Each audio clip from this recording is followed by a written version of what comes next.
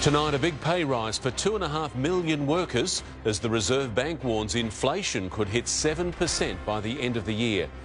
A shock move in the power crisis. The energy market regulator steps in to keep the lights on across New South Wales, but tonight still major concerns about the risk of blackouts across Sydney. Breaking news, a large fire in a Punchbowl bakery fears someone is missing inside and warnings of major traffic delays. A Toongabbie family's narrow escape as a cement truck crashes into their home.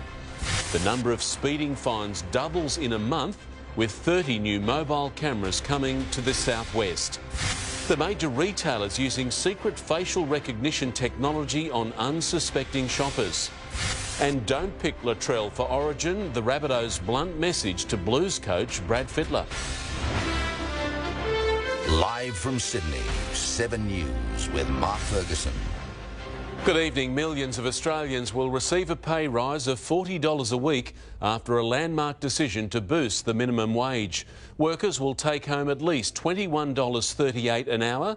The 5.2% jump exceeds inflation, which is sitting at 5.1%. It will be the largest wage increase workers have seen in 16 years.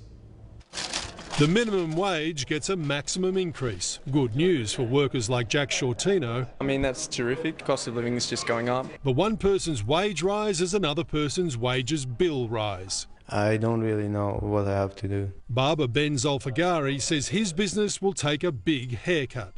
His prices will have to rise, or else... If I have to close it, that's what I have to do. The Fair Work Commission's decision for the 200,000 workers on the minimum wage, $40 a week, a 5.2% increase to $21.38 an hour.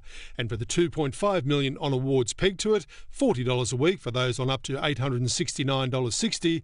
Above that, a 4.6% rise. This level of increase will protect the real value of the wages of the lowest paid workers. For the government, a political victory. Its submission sought a rise above inflation, currently 5.1%.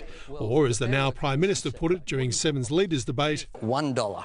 And again today. Just $1. The result, $1.05 an hour. Those low-paid workers, he says, the heroes of the pandemic. These workers deserve more than our thanks. They deserve a pay rise, and today they've got it. People will be seeing in their bank accounts what the change of government means. For most, the increase will be paid from July 1, but delayed for hospitality, tourism and aviation workers until October 1. There are sectors of the economy which are still struggling to come out of the pandemic. After a decade of real wage cuts, it's by far the largest increase.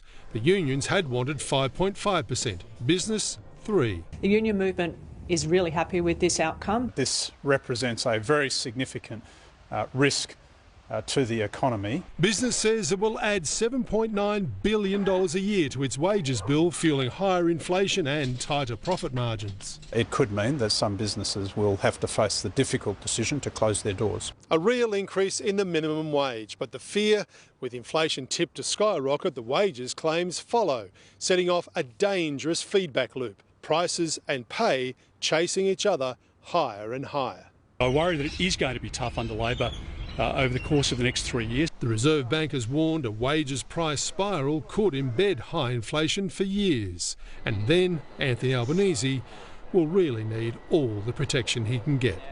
Mark Riley, 7 News. 7%, that's how high inflation could get by Christmas, the country's top banker has warned.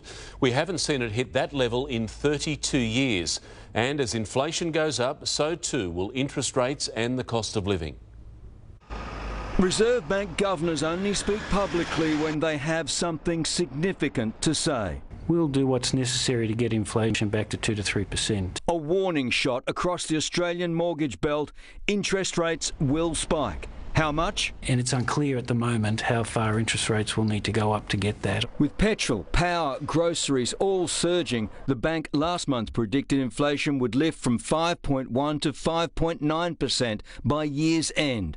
it's worse. Inflation's too high. By the end of the year, I expect inflation to get to 7%. The rare public comments caused instant reaction. Banks predicting hard, fast rate rises. Goldman Sachs was expecting a 0.25% hike in August and again in September. Now it's predicting a 0.5% jump each time, while Deutsche Bank goes even further, saying 0.5% in July and a heightened risk of 0.75% in August. For mortgage holders, it's a cruel irony. The RBA is effectively increasing the costs of living to try and bring down the costs of living. But Dr. Lowe says he's extremely confident that these measures and improving global factors will see inflation fall. When? By the first quarter of next year. With warnings that a 7% inflation rise was an average, many goods would go far higher, especially essentials. So you can't shield yourself from those price increases, and therefore the hit to the household budget is immediate and difficult to work around. The supermarket giants today claiming to be doing their bit to help too.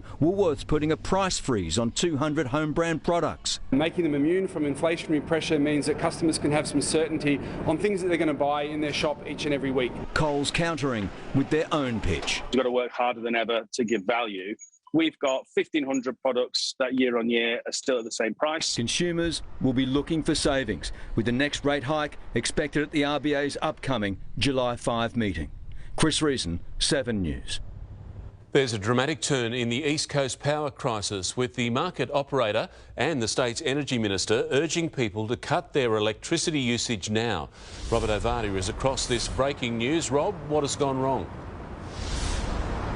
Mark, unfortunately, there's a convergence of factors here. Our low gas supplies, which can act as a bit of a crutch for our coal supply. The fact that we need power a lot more in this very cold weather. But above all, it's our ageing fleet of coal-fired power stations, unloved as we transition towards renewable, and right now unmaintained as well. Just a short time ago, we were told a power plant has gone down late today, which now threatens our power supply across the state tonight.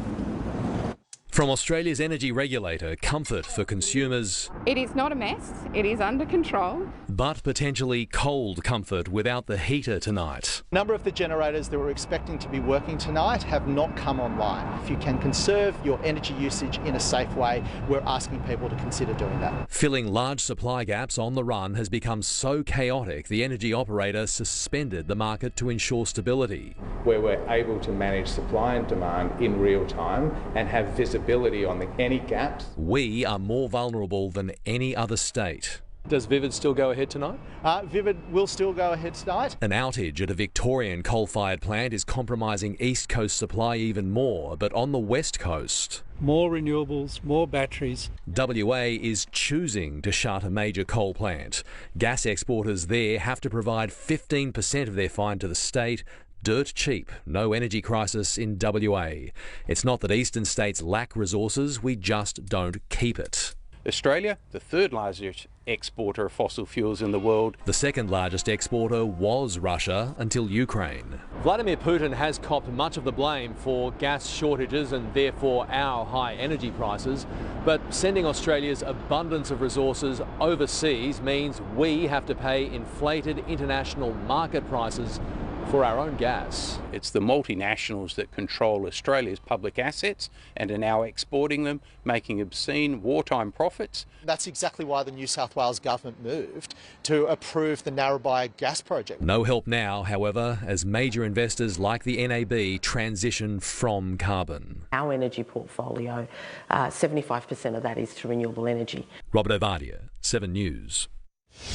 And more breaking news now, with firefighters battling a shop blaze at Punchbowl in Sydney southwest tonight. They're worried the building might collapse. Dozens of firefighters are on the scene on Punchbowl Road near Rossmore Avenue. Isabel Mullen is tracking developments. Isabel, fire crews have had to force their way into the shop. Yeah, that's right, Mark. This is very much a developing story, but we know a large fire has erupted at a bakery. There were reports a person was missing, but just in the past few minutes, everyone has been accounted for. Firefighters have forced entry and are inside the building fighting the fire. You can see just how serious it is with a large amount of black smoke billowing from the building. 6 fire engines are on the scene and firefighters are also being assisted by police. Paramedics are on standby. The cause of this fire is unknown. We're in the very early stages here. We can expect fire crews will remain on the scene there for hours to come. Mark. Yeah, a big battle ahead. Isabel, thank you. James Packer is set for a $3.3 billion payday, with the sale of Crown Resorts gaining final approval from the federal court. The $8.9 billion takeover by US private equity giant Blackstone will be completed on Friday of next week. A licence allowing Crown Sydney to open its gaming operations is expected by the end of the month. A Western Sydney family has narrowly escaped with their lives after a concrete mixer crashed through their front room this morning. They've been left shaken by the terrifying ordeal caused when the truck driver hit the accelerator after being hit by a car. The 10-tonne concrete truck hit the home hard. The mixer slammed into this Toongabbie home around 8 this morning. A couple was in bed on the other side of this wall. It just happened so fast, like the wall just collapsed onto us. Then I panicked, I screamed, and then I got out of the room. It felt like an earthquake. All of a sudden we felt the house shake, and then we just quickly ran out of the house. 2 others were out the back. No one was injured. I was like, wow. It's crazy when you actually see it. Builder Paul Gretsch was standing in the driveway when the truck driver lost control after a collision with a car. I ran that way because I was behind the truck. I was on the side of the truck guiding him in. He owns this home and knew his tenants were inside. Terrified, and I thought they were like, gone. Yeah. The impact also took out gas cylinders and ruptured a water main. Considering what was actually could have happened when we first arrived, there was some good fortune here. The truckie had been slowly reversing down the neighbour's driveway, but a car coming down Cornelia Road clipped the front of the mixer. The truck driver panicked and hit the accelerator. He was quite shaken up, yeah. It wasn't his fault, you know. It was an accident. The driver wasn't injured. The truckie taken to hospital for shock, while the Tira family looks for a new home. Natasha Squarey, 7 News. We can soon expect to see more mobile speed cameras as the state government bolsters its road safety program. But more cameras mean more fines, the opposition claiming the government is trying to catch out drivers to boost revenue. The Treasurer's racing towards the budget. OK, let's go, let's go, let's go! But away from questions about how he's going to pay for it. Are there savings, are there increased taxes, increased fines? Well, we're not making budget announcements today. The opposition accusing the government of tax by stealth. This shouldn't be a secret tax. This should be a road safety measure. Tender documents show Transport has spent more than $160 million on expanding its speed camera fleet this financial year, adding at least 30 new vehicles. It's even advertising for additional operators and traffic engineers to identify new locations with an emphasis on Sydney's southwest. The reinstatement of warning signs has also had little impact. When signs returned in April, only 11,000 drivers were caught speeding, but last month that number doubled, the government pocketing almost $5.5 million in fines in just 4 weeks. Now they're finding better and more ingenious ways of hiding. The state government says every dollar collected from speeding fines is reinvested in road safety infrastructure, such as signs, signals and pedestrian crossings. This is about encouraging people to slow down, and the easiest way to avoid a fine is don't speed. Amelia Brace, 7 News. The Electoral Commission has rejected a request from Liberal Andrew Constance for a recount of votes in the South Coast seat of Gilmore. The former New South Wales Transport Minister finished just 373 votes behind Labor's Fiona Phillips, and yesterday asked for the result to be reviewed. But the AEC said there had been sufficient checking and rechecking of ballot papers. The local share market lost more ground today, the ASX 200 closing at just over 6,600 points, down almost 1.3%. That's a plunge of 7% in the past 5 days, and now it's hurting our superannuation returns. After shaving off more than $82 billion yesterday, today some red and green. The ASX 200 finishing down 1.27% at 6,601 points. Christmas colours, but no cause for celebration yet. There's probably more to come. I believe we're halfway through the current bear market. Rising inflation and interest rates are hurting share markets, dampening enthusiasm to invest in companies and buy their products and services. Then investors will start to get confident again. I'm seeing that happening sometime in the next 6 to 9 months. For the 11 months from July 1 to May 31, the median balance super fund fell 0.3%. But the recent slump puts it on track to finish the financial year on June 30, down 4 to 5%. If we are down by 4 or 5%, that's offset against the previous return of 18%. Super experts recommend checking you're comfortable with how much risk you're taking with your retirement savings. Your super's focused on the long term. If you're not sure, it's probably best to talk to your fund or to your advisor. All eyes are now on the US central bank, the Federal Reserve, which will announce its latest interest rate decision tonight. With inflation in the US running at 8.6% and the unemployment rate at 3.6%, the fear is that the Fed will hike interest rates too far and too fast, triggering a recession there, dealing a big blow to economic growth around the world, and crucially, here in Australia. Gemma Acton, 7 News. In welcome news for many travellers, masks will no longer be compulsory at New South Wales airports from Friday. Despite masks no longer being mandated, New South Wales Health recommends they still be worn in airport terminals and other indoor areas where social distancing is not possible. The mandate will conclude at Canberra Airport and across Western Australian airports from Saturday. Masks will still be required on board an aircraft. It's already cost billions and was one of our biggest holes in the ground, but Western Sydney Airport is finally taking shape. Massive earthworks are now complete, runways on track for the 2026 opening, and another job surge across Western Sydney is about to take off.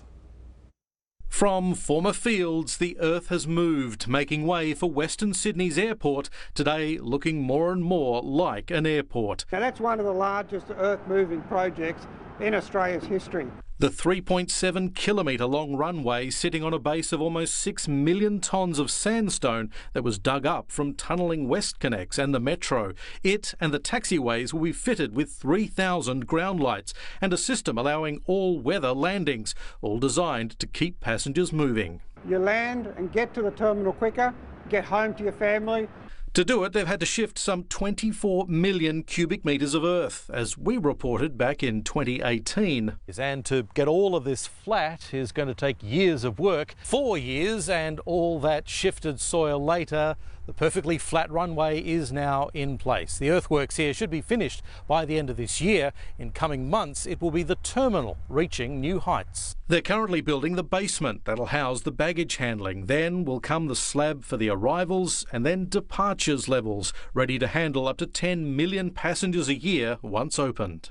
We're on schedule to open at the end of 2026. With more than 2,000 people working on it now, half from Western Sydney. That will almost double later this year as work on transport connections gets underway. An open day later this month will give people a chance to tour the site to see Sydney's flying future that's looking closer every day. Paul Caddick, 7 News. Time to check the weather now, Angie. It's been a warm winter's afternoon. Mark, temperatures surged quite late in the day, so we ended up with a top of 21 degrees after 3 p.m. in the CBD, our warmest day of the season so far by a long way. All started with a gorgeous sunrise over the harbour, lots of sunshine followed, and then that lovely warm afternoon with temperatures about 4 degrees above average. Tomorrow we are also heading for a warm day with the added bonus of much calmer seas. Hazardous surf warnings have been lifted for Sydney beaches. Even minimum temperatures tonight will be a little bit more manageable, a low of 3 expected at Katoomba, 7 for Hornsby and 11 at Cronulla. Enjoy that sunshine because the next wave of showers will arrive over the weekend. All those details coming up soon, Mark. OK, Angie, thank you. A 22-year-old man has been arrested following a series of terrifying kidnappings across Sydney. Next, how detectives tracked him down. Also, a driver with a car full of cans investigated over an accident with a cyclist. Speaking out, but Amber Heard is accused of lying again. Someone is watching why some big Aussie retailers are secretly recording your face. And why the Duke and Duchess of Cambridge are leaving London and moving to the country for good.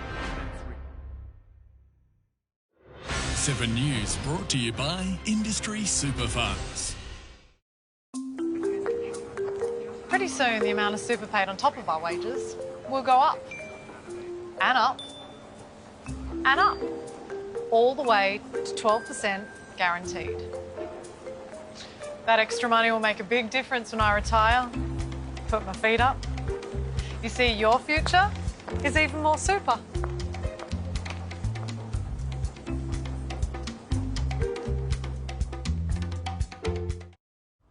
Welcome back. A 22-year-old has been arrested over a number of separate kidnappings across Sydney. The man was detained during a raid this morning on a home at Regent's Park. The arrest is the culmination of investigations into 3 abductions over the past 2 years.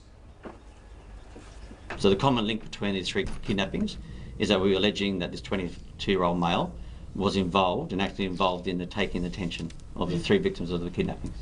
Investigations revealed links with kidnappings at Dundas Valley in 2020 and at Punchbowl and Sanssouci last year. A 25-year-old cyclist who wasn't wearing a helmet has been taken to St George Hospital with a head injury. He was hit by a car full of empty drink cans on the Princes Highway at Kogarah early this morning. Police are investigating whether the driver, who was doing a return and earn run, had obscured vision when they collided.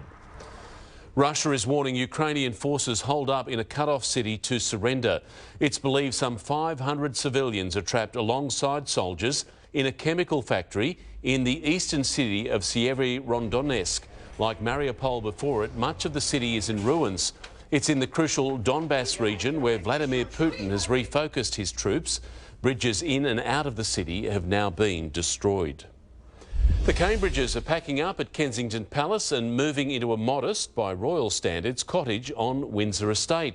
Not only is the 4-bedroom home close to new schools for Prince George and Princess Charlotte, but it will be extremely close to the Queen, who spends most of her time at Windsor Castle.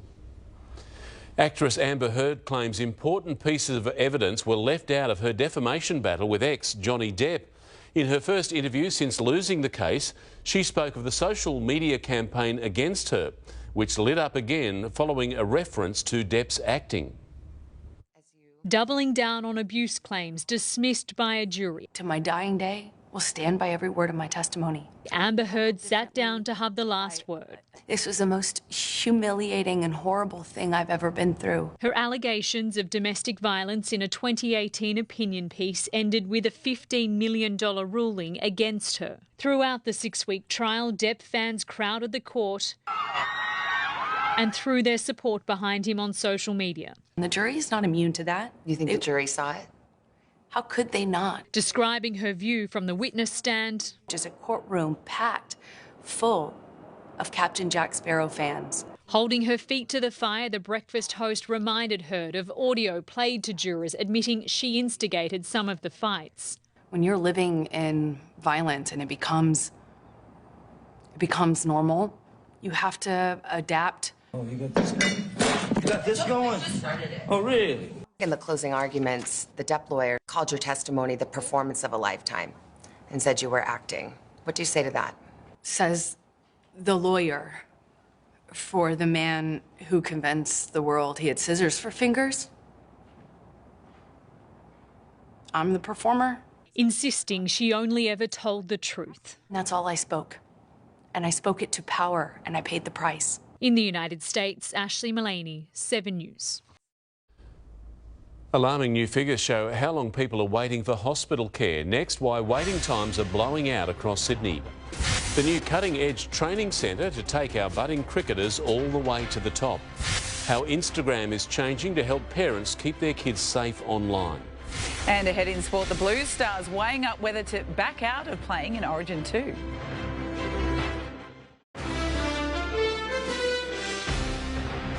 Welcome back. Returning to our breaking news now, and crews are on the scene of a major fire in Punchbowl. Leonie Ryan is there. Leonie, have they got it under control? They do, Mark, and as you can see here behind me, there are ambulance crews stationed here just in case, and that was the real concern late this afternoon, that people were unaccounted for, not just in the store, but those living upstairs. Now, it was at about 5 o'clock this afternoon that 000 received a number of phone calls about smoke billowing from the Lebanese pizza shop here on Punchbowl Road. At Punchbowl, they arrived to see flames meters into the sky. 6 fire crews arrived on scene to contain that blaze, and they forced entry to ensure no one was inside the building. They did a sweep of the building, and thankfully no one was inside or upstairs. Now, a number of roads are closed and fire crews are expected to remain here in place to ensure that those flames don't reignite. And there are concerns the front of the shop building is unstable, so an exclusion zone has been set up. A number of residents here on the street watching what's going on here at the moment, Mark, but motorists are being urged to avoid the area. Yeah, good to hear everyone is safe. Leonie, thank you. A new report has unearthed shocking details about just how long patients are waiting to be seen in the state's hospital system. Fewer patients than ever are receiving care on time, with workers on the front line calling for more to be done. In Sydney's northwest today, ambulance crews respond to a teenager struck by a car, part of the rising demand being placed on the front line of our health services. These are lights and sirens issues. These are life-threatening issues. Every minute counts. In the first quarter of the year, more than 375,000 000 calls, a 10-year high. But more than 62% of patients needing high-response emergency help didn't get an ambulance within the 15-minute benchmark. One of the reasons why it's difficult to get an ambulance is because they are stuck waiting at hospital emergency departments to offload patients. The report says patient transfers are taking longer, and so is their wait for treatment in EDs. In Western Sydney, 50% of patients are not being seen within the 4-hour minimum. The report says more than 55,000 patients in emergency departments, rather than wait, chose to leave, whether or not their treatment was completed. Health officials blame the impact of Omicron, as many as 6,000 staff off work a day. During that period, we have never experienced another quarter like it. By the end of March, it left more than 100,000 patients on the elective surgery waiting list, almost 20,000 waiting longer than clinically recommended. I've got absolutely every confidence that we will get that number down again. But ambulance unions are calling for a public inquiry into blockages in the hospital system. Chris Marr, 7 News. For the first time, parents who send their preschoolers to long day care can now receive up to $2,000 per child each year. The state government subsidy will not be means tested. What that $2,000 that we're putting forward intends to do is really cover the gap fee that parents pay. So if you're out of pocket a certain amount of dollars per day, we want to step in and cover $2,000 of those costs. It's part of a $1.4 billion package to make preschool more affordable. Parents who fear Instagram is a bad influence on their children can now have greater control over their kids' accounts. The changes are designed to promote conversations, but critics claim they don't go far enough. Wait, 'cause I got the juice. 11-year-old Amaya is a rising star on social media, but for now her mum Nicole manages her Instagram account. At the moment, because they're still a child, I can manage her page and I can see what she's looking at, but when she turns 16, 17, I have no control over that. New parental controls on the site are giving power back to parents.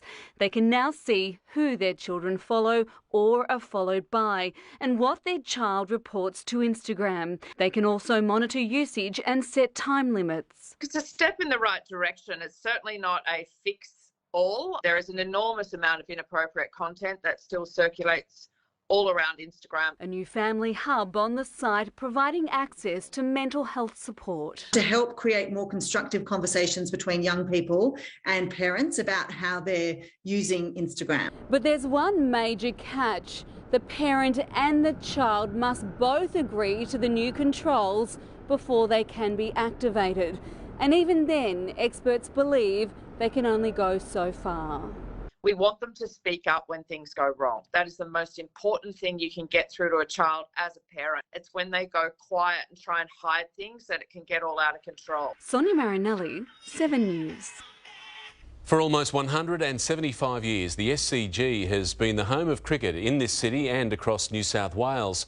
Now a new headquarters will open soon at Sydney Olympic Park, a cutting-edge training and admin facility for cricketers to excel from grassroots to a baggy green cap. For 2 years, Cricket New South Wales has dreamt of a world-class training facility. And this will be the best cricket facility in the world. We need to be able to prepare our cricketers for what they might face in their careers. A centre of excellence for elite cricket performance training. And now we can finally show you what it looks like. Equipped with an ICC-compliant field, 43 outdoor nets, 15 indoor, space for 6 professional teams and 150 staff. They've got the whole shebang now. They've got the gym, the training facilities. Facilities like this a boon for teams like the New South Wales Breakers. Soil here imported from Western Australia and Queensland, recreating conditions in Perth and at Brisbane's Gabba. At the high performance level where every single centimetre counts, that will, I think, give New South Wales cricketers the edge. This $60 million facility is also open to young, aspiring cricketers. And the best thing is they'll have the opportunity to train alongside some of Australia's best. Someone from Glenbrook or Glenmore Park can be in one lane and Pat Cummings, who played in those same teams, can be bowling in the next lane. Growing up, personally, it'd be so cool to train alongside the likes of Steve Smith, Pat Cummins. The centre opens in August. Isabel Mullen, 7 News. Juggling work and family life is a constant struggle. Next, how so-called mumpreneurs are taking control, doing big business at home. Also, Australia's best pie named, and there's no meat in sight. Soon in sport, he's still got it. David Warner steals the show with an absolute screamer in Sri Lanka. And it's been a lovely, mild June afternoon. More above average temperatures tomorrow. Details soon.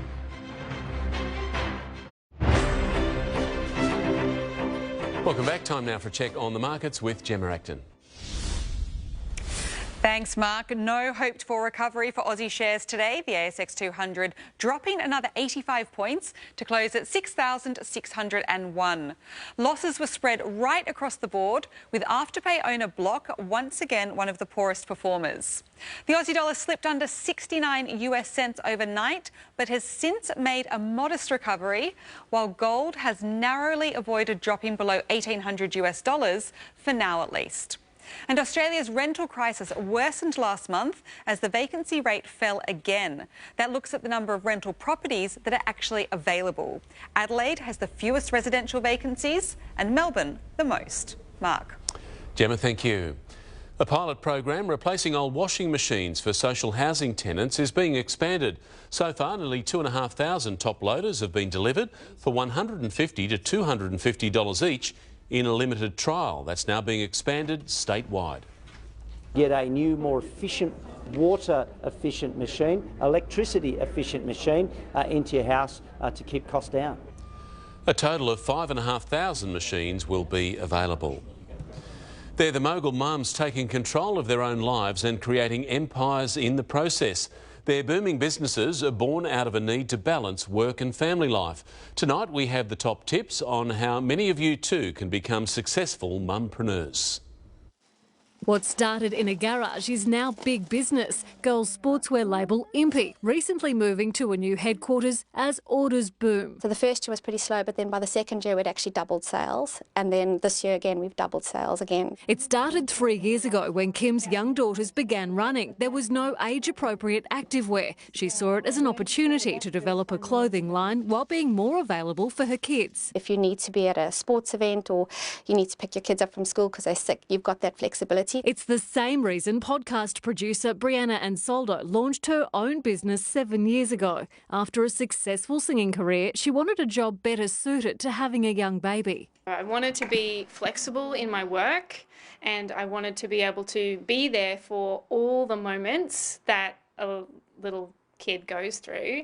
There are an estimated 330,000 mumpreneurs in Australia, and that number is expected to grow as women strive for a better work-life balance. Always having that end goal in mind, will this be flexible for me?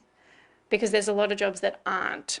The top 5 business ideas for working from home include creating your own product like jewellery or clothing, becoming a blogger or freelance writer, selling a digital product like graphic design, becoming a virtual assistant, reviewing products online. The building blocks for a budding empire. Samantha Heathwood, 7 News.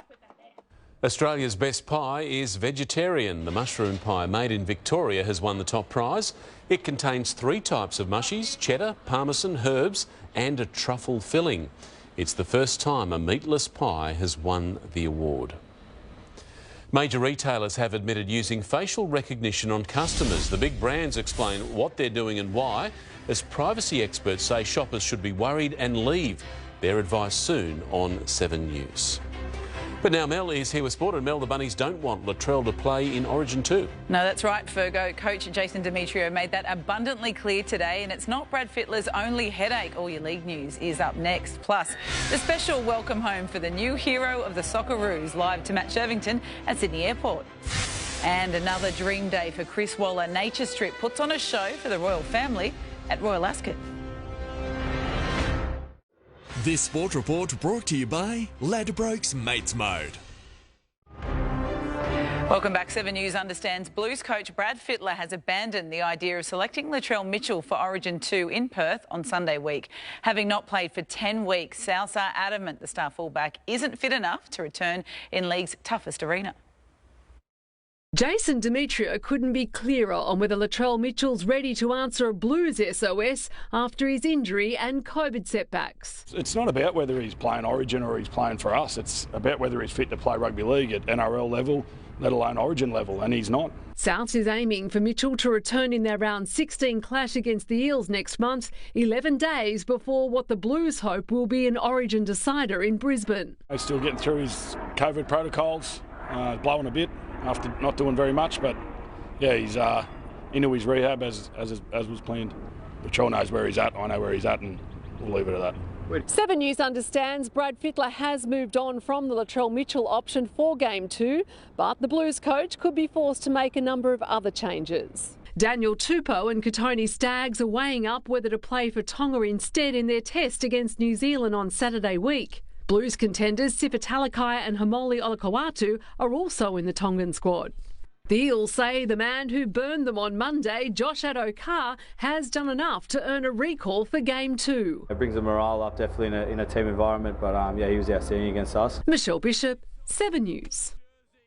Ryan Pappenhausen's NRL return is on hold. The Storm Flyer is isolating after testing positive for COVID, and Luciano Leilua's planned move to the Cowboys has hit a hurdle. Released by West Tigers yesterday, Leilua's move to Townsville was supposed to be a fait accompli, but salary cap issues have derailed the deal, and the 26-year-old could be left without a club for the rest of the season. Well, the first of our Socceroos heroes are back on home soil after booking their ticket to the World Cup in Qatar. We go live now to Matt Shirvington at Sydney Airport. Hello to you, Shervo. You've got the man of the moment with you. Oh, I tell you what, Mel, the excitement here at Sydney Airport has been amazing, but the reaction when Andrew Redmayne walked through those gates was phenomenal because he was the hero of the Socceroos. He came on late substitute, penalty shootout, you did the job, 2 saves and secured a World Cup berth. Andrew, you must be blown away by the reaction. Yeah, it's phenomenal. I think it's a bit surreal. I'm still kind of pinching myself. I mean, we just said it's beyond kind of childhood dream kind of things. So I'm, yeah, over the moon, but I'm more just happy for the squad and the team and I guess the country as a whole and football within Australia. It's a huge boost for the game here, and yeah, I couldn't be happier. It was a shocking decision watching on at home that Graham Arnold was going to throw you in there. But it's about family tonight, isn't it? Because you're reunited with Caitlin and your daughter Poppy. Yeah, it's fantastic. They surprised me at the airport, and she's a bit unhappy now that I'm not giving her a cuddle, but yeah, I can't wait to get home and give her some more cuddles. Mate, you've etched your name into Australian sporting folklore. Great to have you with us. Good luck at the World Cup. Cheers, thank you. Can't wait to be there. Mel, really the excitement here has been so amazing and a great send-off for the Aussies in November. Yep, sounds great. Thanks very much. With the grey wiggle, Andrew Redmayne and Matt Shervington there, Shervo at Sydney Airport. Teammates could scarcely believe what they saw from David Warner in the one-day series opener against Sri Lanka. To be out. Oh, that's unbelievable. What a catch that is by David Warner. Outstanding. The reaction to the leaping one-hander from Ashton Agar, who later suffered a side injury, was absolutely priceless. Chasing a rain-reduced target of 282, Glenn Maxwell hammered an unbeaten 80 off 51 balls, guiding the Aussies to a tense 2-wicket victory with 9 balls to spare. Johnny Bairstow clubbed England's fastest test ton since 1902 on the final day of the second test against New Zealand at Trent Bridge. Chasing 299, Bairstow brought up his century off 77 balls and went on to make 136. England won by 5 wickets to take an unassailable 2-0 lead in the series. Serena Williams is returning to tennis at the age of 40. The 23-time Grand Slam winner revealed on social media that she'll chase an 8th Wimbledon in just under a fortnight. Williams has not played since withdrawing from Wimbledon last year with a leg injury. And Nick Kyrgios is through to the second round of the lead-up event in Germany, where he'll take on world number 6, Stefanos Tsitsipas. He scaled Everest and now Nature Strip has conquered the world. On day 1 of the famed Royal Ascot Carnival, James McDonald steered Chris Waller's champion sprinter to victory in the Group 1 King Stand Stakes. But one race caller had a shocker. Nature Stripe leading to Acklam Express in second place. Twilight Course coming home in third position. But it is the great Australian sprinter, Nature Stripe and James McDonald. And look how far they've won by. It is the first Aussie winner at Royal Ascot since Black Caviar back in 2012. Fergo, great for Chris Waller and, of course, connections and James McDonald. Not sure that race caller will sleep well tonight. You say stripe, I say strip. Yeah, same. Good on you, mate. Technology experts are demanding an immediate halt to facial recognition cameras after revelations some of Australia's biggest retailers are using them on customers. They claim it's to protect against violence, an explanation critics have scoffed at. Walking into your local Bunnings or Kmart today, every customer was being watched more closely than ever before. Mate, look at my face if they want, pretty ugly. While some see the lighter side of facial recognition technology, others say it's enough to make them stay away. Well, I don't think it's a good idea. That's invasion of privacy. After a tip-off, Choice started asking questions and the retailers, including the good guys, owned up. We got a tip-off from a Choice member about Kmart, and that made us go and look a bit more deeply. They say it's only to keep the staff and customers safe and identify shoplifters who might come back. That major retail chains are routinely collecting facial data of customers should send a chill down the spine of anyone that cares about their personal privacy. While Kmart says it only keeps the data for 30 days, Choice fears retailers could start selling off the information. They're all concerned that there could be future uses for profiling or marketing. Choice is ultimately calling for a wide-ranging investigation by the Information Commissioner. Other groups say this sort of use of technology should just stop until proper legal protections are put in place. So we're calling on the new government to take some meaningful action to ensure that these technologies aren't rolled out without due protections. Though not everyone sees the serious side. It's the new reality, so it's all good. Evan Batten, 7 News. Now Angie's back with the forecast. Ange, another warm winter's day ahead tomorrow. Mark, more tops in the 20s in store for Sydney suburbs. Enjoy it because the showers will be back for the weekend. Details next. Hello. Tonight on the latest from 7 News, the major boost to the minimum wage, what it means for workers and businesses. Plus, Ukraine pleads for more weapons. We're live as world defence ministers decide the next step there. And is this the crammed future of travel? Hope you can join me for those stories. Every breaking development tonight on the latest.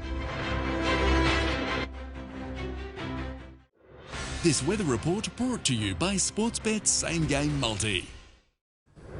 Tonight, 7 News headlines. There are new warnings of power blackouts across Sydney tonight, with residents urged to avoid using major appliances like dishwashers. Millions of Australians will receive a pay rise of $40 a week after a landmark decision to boost the minimum wage. And fire crews have managed to control a large blaze in a punch bowl shop, with everyone now accounted for. Now here's Angie with Sydney's weather. Thank you, Mark. We enjoyed a late afternoon surge in heat today, ending up with our warmest day so far this season by a long way. The top was 21 degrees. That happened after 3 p.m. A long way to climb, considering the starting point was just 6 degrees first thing. Across the suburbs, lots of tops in the low 20s. A fraction cooler at Terry Hills, Camden and Holsworthy with just 19. Katoomba 10. Now, the latest satellite image shows high pressure over the Tasman Sea, extending settled weather over much of the state, while a trough is just starting to approach from the southwest. That will skim southern New South Wales tomorrow, bringing some showers, but the main impact will be through the southernmost states. Given that, Adelaide expecting a shower or two, 17 degrees. Melbourne to also see showers, a top of just 15. Canberra, a couple of showers as well, and 12 degrees forecast. Remaining fine though through Hobart, Brisbane, Perth and Darwin. Statewide, a few showers are going to develop through our inland, mainly in the south and ranges, with snow possible on the Alps above 1,500 metres. We'll see areas of morning frost again, mainly about the northern parts of the ranges and slopes. It'll be mostly sunny elsewhere, with those daytime temperatures near or above average once again. Hazardous surf conditions only remaining in the north now, but that is all starting to ease as well. Zooming in on the metro region, a cold morning will lead to patches of frost in the outer west. Mostly sunny daytime temperatures, though, will allow for another lovely afternoon. 21 degrees forecast for Richmond and Penrith, 20 expected at Blacktown and for Manly, 19 for Mona Vale, and Katoomba should reach 12. On the water, northwesterly winds will run at 10 to 15 knots at first, then shifting westerly during the morning or early afternoon, reaching 20 knots. That dangerous swell easing now down to 2 metres. It'll be quite a pleasant 24 hours ahead for Sydney, a low of 9, spot on the June average, and a top of 20 to follow. It'll be sunny, light winds early, westerly winds picking up from about the middle of the day. Ahead, most of Friday will be partly cloudy, with a late shower developing on the coast. That sets us up for a shower or two over the weekend. Lighter falls, though, carrying on into the working week, but that cloud at least allowing for some warmer mornings. But a beautiful day on the way tomorrow, Mark. Yeah, a repeat of today is fine by me. Very nice. That is 7 News for this Wednesday. We'll have updates for you throughout the evening. I'm Mark Ferguson from all the team. I hope you have a great night.